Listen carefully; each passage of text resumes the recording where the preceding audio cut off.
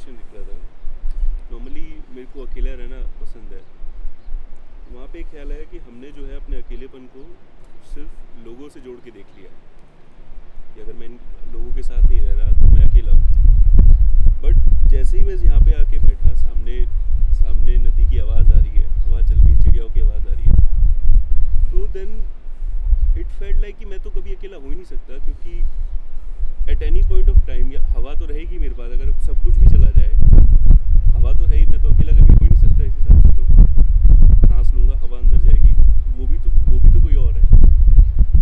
मैं तो अकेला कभी हो ही नहीं सकता इस हिसाब से। तो सांस किसके अंदर जा रही है?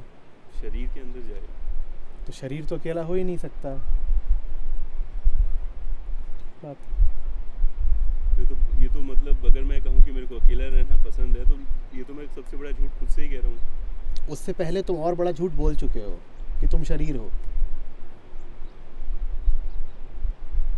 पहले खुद ही परिभाषित करते हो कि मैं शरीर हूँ और हवा मेरे साथ है, फिर कहते हो इससे सिद्ध होता है कि मैं कभी अकेला हो ही नहीं सकता। जो तुम्हारा प्रेमाइस है,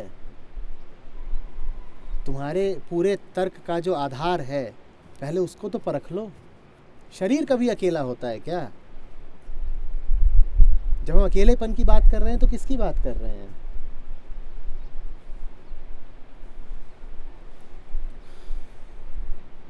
किसकी बात कर रहे हैं?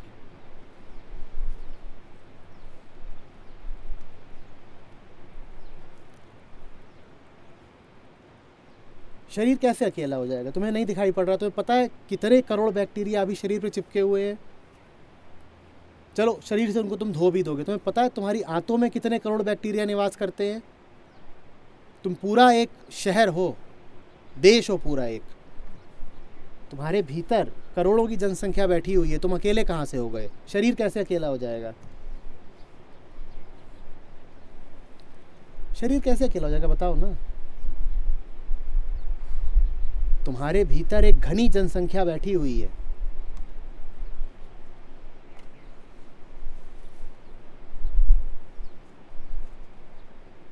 शरीर नहीं अकेला होता है।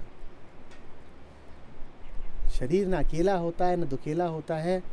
जब अकेलेपन की बात की जाती है तो वहाँ पर शरीर के आयाम की बात की ही नहीं जा रही।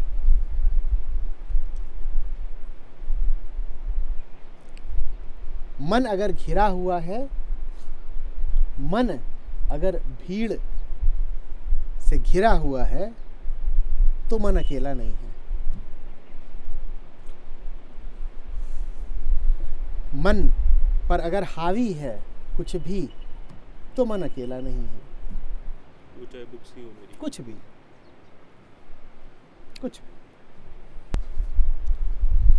सेंट्रल भी माइंड के ऊपर है। सेंट्रल माइंड के ऊपर है, तो उससे अलोन कह सकते हैं कि माइंड अलोन है, उसके साथ भी बिल्कुल कहेंगे। मन में जितनी बातें उथल पुथल मचा रही हो, तुम उतने घिरे हुए हो। बात इतनी सीधी सादी है। यहाँ बैठे हुए हो तो सिर्फ कुछ लोग हैं आसपास। स्थूल नज़र से देखोगे तो कहोगे यहाँ मैं एक छोटी सी भीड़ का हिस्सा हूँ। हो सकता है तुम वहाँ गंगा किनारे जाके बैठ जाओ।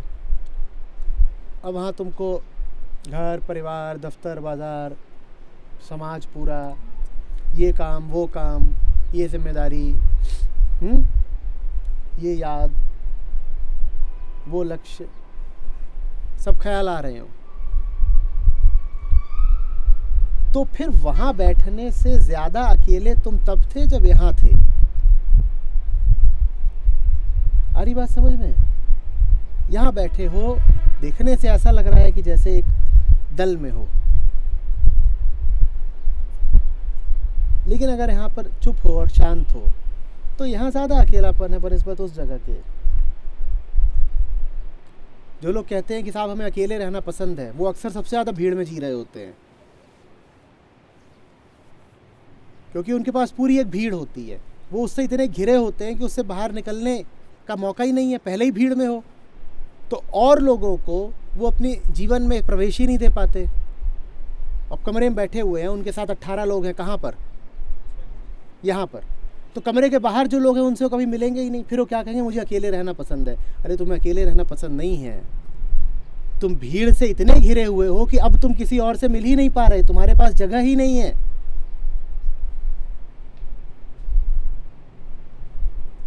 ज़्यादातर जो ये अकेलेवाद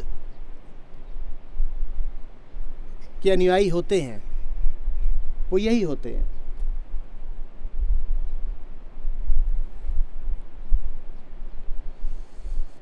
तो ये पता कैसे लगा, जैसे मुझे अकेला रहना पसंद नहीं है, तो क्या मैं किस भी मोड में हूँ? दो हो गए ना, आपने कहा कि मैंने कहा था ना, जब भी कभी कर्म को आंकना हो तो एक विधि लगा लेना, देख लेना कि कर्म की मंशा क्या है, चाहते क्या हो, सिर्फ उसी से निर्धारण हो जाना है। जो तुम्हारा लक्ष्य है वही तुम्हारा केंद्र है, दोनों एक साथ चलते हैं बिल्कुल। जो तुम चाह रहे हो वहीं से चाहत उठती है।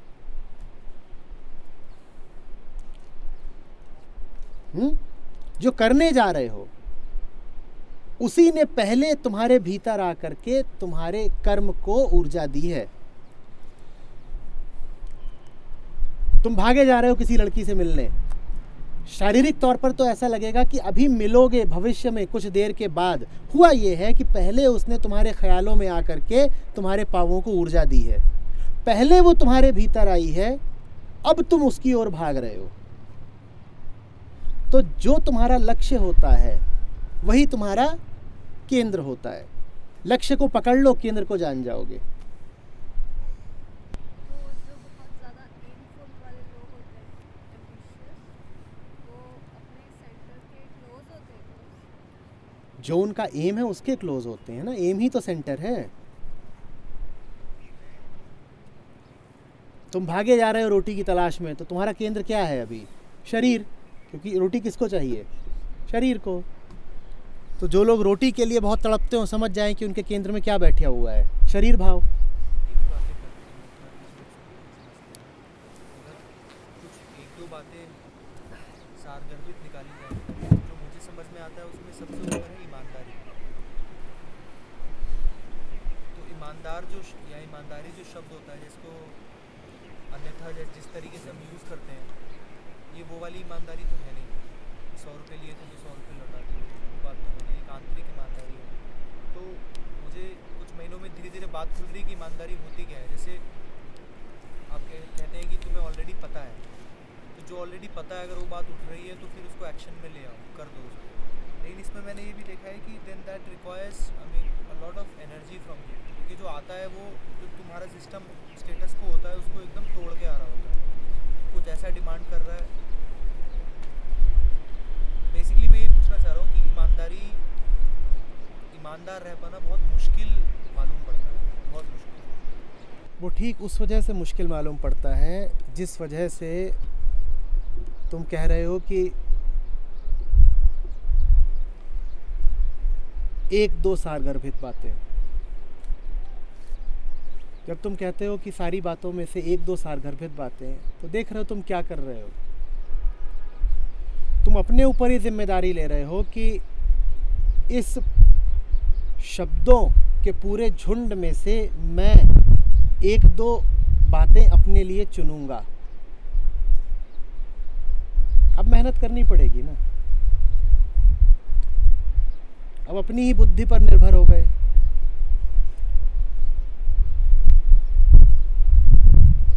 लगा दी अकल। जितना अपने ऊपर लोगे उतना मुश्किल होता जाएगा।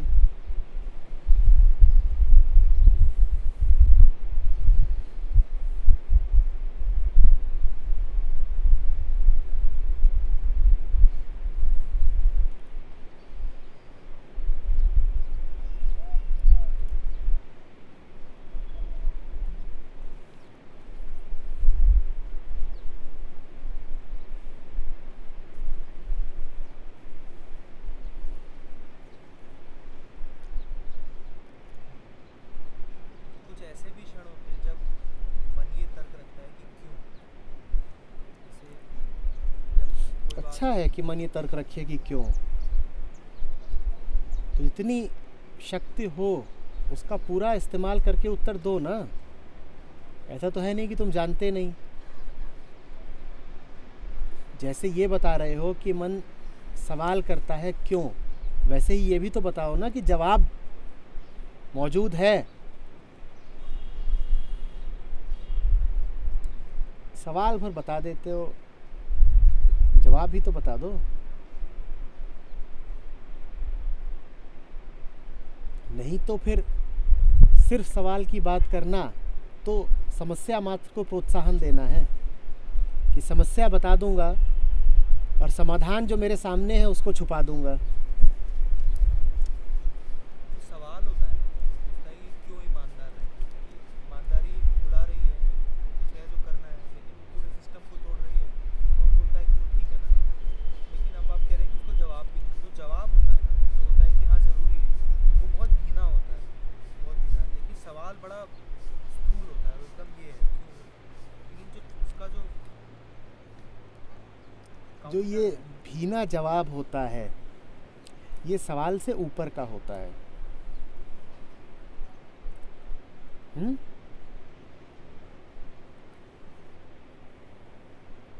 अंतर नहीं पड़ रहा कि उसकी आवाज़ कितने जोर की है। वो ऊपर के तल का है, वो नीचे वाले को खुद निर्धारित कर देगा।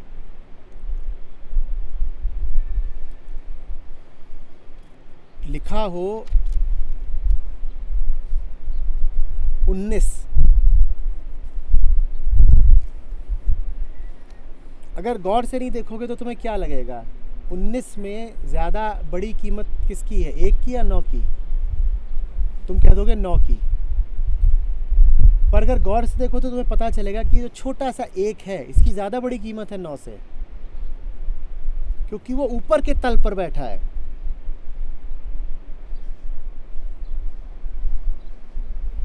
एक बड़ा कि 9? तुम कह दोगे 9। बात गलत है।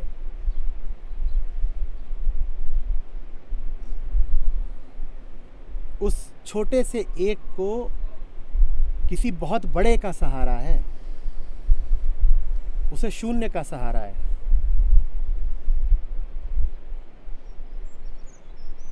जब 1 को शून्य का सहारा मिल जाता है तब वो 9 से बड़ा हो जाता है।